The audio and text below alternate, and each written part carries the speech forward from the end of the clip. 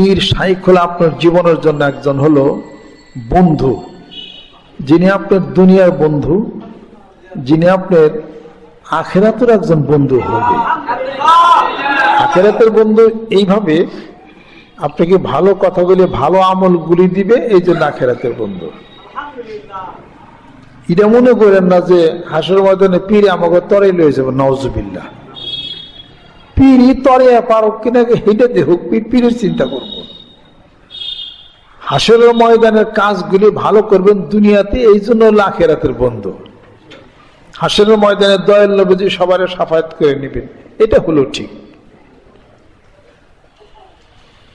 আর তিনি হলো আপনার দুনিয়ার হলো একজন বন্ধু মানুষ, আপনাকে সৎ একটা পরামর্শ দিবে, সৎ একটা বুদ্ধি আপনাকে দিবে।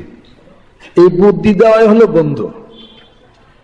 আপনি টাকা দিতে পারবেন না, কিন্তু ভালো একটা বুদ্ধি দিবে, যে বুদ্ধির কারণে 20 লাখ টাকা ক্ষতি হতে এনার ক্ষতি আপনার হবে না, তাহলে আপনার বন্ধুর কাজ হলো না। ওইটাই মনে করে রেখেন।